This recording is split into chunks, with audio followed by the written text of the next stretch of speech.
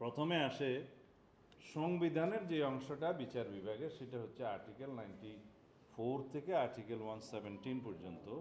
এখানে 20টা আর্টিকেল আছে। এখানে কয়েকটি আর্টিকেলে ওনারা সংশোধন এবং পরিবর্তনের প্রস্তাব করেছেন। তার মধ্যে সুপ্রিম কোর্টের বিকেন্দ্রীকরণ নিয়ে প্রথম কথা হয়েছে।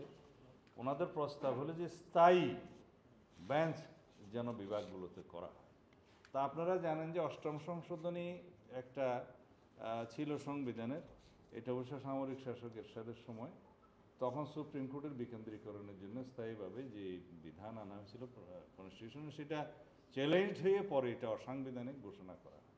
তো সুপ্রিম কোর্টের এটা স্থায়ী হাইকোর্টের হাইকোর্ট বিভাগের স্থায়ী আসন সংবিধানের মৌলিক কাঠামোর সাথে যায় না এবং সাংঘর্ষিক, এবং একটা যেহেতু কনস্টিটিউশনের উপরে একটা জাজমেন্ট আছে তখনকার, এটা বাতিল করার জন্য। তা আমরা বলেছি যে সার্কিট বেঞ্চ স্থাপনের জন্য আর্টিকেল 100-এ প্রভিশন আছে যে এইটার উপরে যেন কম্পালশন একটা আনতে পারি আমরা জুডিশিয়ারিকে, যেন আমরা এখানে কনস্টিটিউশনে একটা প্রভিশন করতে পারি অথবা সাবসেকশন করতে পারি ওখানে, যাতে প্রতি বছর প্রয়োজনীয় সংখ্যক সার্কিট বেঞ্চ স্থাপনের জন্য এখানে একটা বাধ্যবাধকতা আরোপ করা যায়, তাতে একই ফাংশনটা করা যাবে।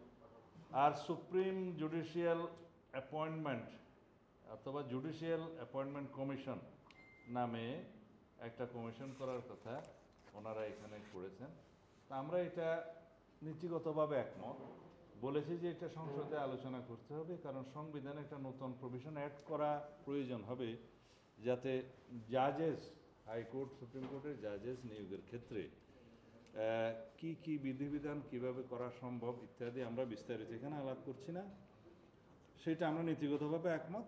তবে এটা একটা নতুন বিধান যুক্ত করতে হবে সংবিধান 95-এ। আমরা বিচার বিভাগের স্বাধীনতা নিশ্চিত করার জন্য অঙ্গীকারাবদ্ধ, কিন্তু সব কিছু আমরা আইনানুগভাবে এবং সাংবিধানিকভাবে করতে চাই। বান্ডেল থাকলে প্রতি সেনমানিতে টাকা বাঁচবে। বিকাশ সেনমানি বান্ডেল কিনে জিতুন প্রতি লেনদেনে। ইন্টারনেট প্রাপ্তির ন্যায়সঙ্গত অধিকার, সকল নাগরিকের জরুরি চিকিৎসা প্রাপ্তির অধিকার, ভোক্তা সুরক্ষা অধিকার, ন্যূনতম ন্যায্য মজুরির অধিকার ইত্যাদি, এগুলো বিবেচনা করা যায় কিনা ফান্ডামেন্টাল রাইটসে। আমরা বললাম যে এটা আমরা পরীক্ষা করে দেখব। তবে ইন্টারনেটের ক্ষেত্রে তো একটা জাতীয় ঐক্যমত সৃষ্টি হয়েছে যে এটা এনশিওর করতে হবে রাষ্ট্রকে অ্যাজ ফান্ডামেন্টাল রাইটস। এখানে মজার বিষয় হচ্ছে যে এটা অলরেডি এনশিওর, শুধু রাষ্ট্রের কাজ হবে এটা যেন বন্ধ না করা। তো সুতরাং এটা একটা অলরেডি ইনক্লুড হয়ে গেছে বলা যায়। নির্বাহী বিভাগের ক্ষেত্রে প্রধানমন্ত্রীর নেতৃত্বে মন্ত্রিসভা বিষয়টা, এটা টেকনিক্যাল, এটা আসলে হচ্ছে কর্তৃত্বে মন্ত্রিসভা কর্তৃক পরিচালিত হবে সরকার, সেটা আগের বিধান যা আছে তাই হলো। এখানে একমত নই বলতে পারেন। আর রাষ্ট্রপতির ক্ষমতা বৃদ্ধির জন্য আমরা গতবারও বলেছি যে আর্টিকেল 48 সাবসেকশন 3-র পর আর একটা নতুন আর্টিকেল আমরা প্রপোজ করব, যেখানে রাষ্ট্রপতির হাতে কি কি ক্ষমতা অর্পণ করা যায় এবং প্রধানমন্ত্রীর সাথে আলোচনা না করে স্বাধীনভাবে রাষ্ট্রপতি কী কী ফাংশন করতে পারবেন সেটা ডিটেইল করা থাকবে। সেটা অনেক বিষয়াদি থাকবে, এখন এই মুহূর্তে আমরা ডিসক্লোজ করছি না। সেটা ওনারা মোটামুটি অ্যাকসেপ্ট করেছেন বলে মনে হয়েছে। আর এখানে যাতে রাষ্ট্রের প্রধানমন্ত্রী এবং রাষ্ট্রপতির মধ্যে ক্ষমতার ভারসাম্য আনয়ন করা যায়, একটা ব্যালেন্সড গভর্নমেন্ট এবং রাষ্ট্র ব্যবস্থা যাতে কায়েম করা যায়, সেই বিষয়টা আমাদের অঙ্গীকার, সেই জন্য আমরা কাজ করছি। আর ন্যাশনাল কনস্টিটিউশনাল কাউন্সিলে যে আমরা একমত নই, কেন একমত নই সেটা প্রতিদিন বলেছি, আজকে না বললেও হবে। আর প্রধানমন্ত্রীর মেয়াদের ব্যাপারে এবং সংসদের উভয় কক্ষের বিষয়ে একটা বলা আছে যে ওনারা 4 বছর করছেন, আমরা বলছি 5 বছর হওয়া উচিত, রাখা উচিত। প্রধানমন্ত্রী পদের মেয়াদের ক্ষেত্রে একটা বিতর্ক আছে, সেটা ওনারাও একটা বিকল্প প্রস্তাব দিয়েছিলেন, তবে সেটা এখনও আমরা ফর্মালি পাইনি।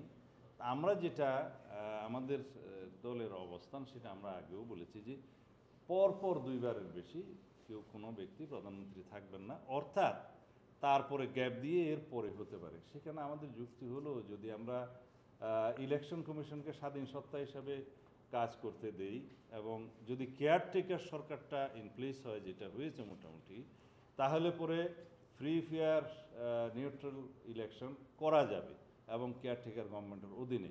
সেই চর্চার মধ্য দিয়ে যদি জনগণ একটি দলকে যদি বারবার চায়, তার মানে সেটা জনগণ তাদেরকে ম্যান্ডেট দিয়েছে সোভারেন অথরিটি হিসেবে। সেক্ষেত্রে সেই পার্টিরই সেটা স্বাধীনতা থাকা উচিত। তার মানে এটা না যে সবসময় একই ব্যক্তিকে প্রধানমন্ত্রী করা হবে, সেটা পার্টির স্বাধীনতা, যারা মেজরিটি হবে পার্লামেন্টে তাদের।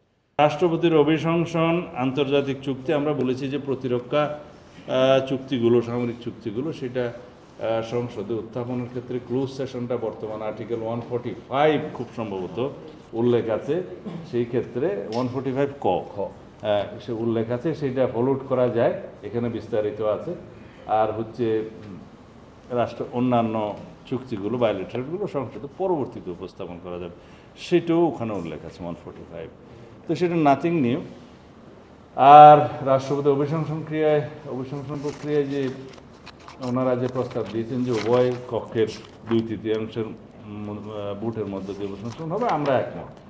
ন্যায়পাল নিয়োগের ক্ষেত্রে আমরা একমত, শুধু ন্যায়পাল আইনগুলো যথোপযুক্ত সংশোধন করে যোগ্যোপযোগী করার জন্য ওনাদের যে প্রস্তাব, সেটা আমরা সম্পূর্ণ একমত।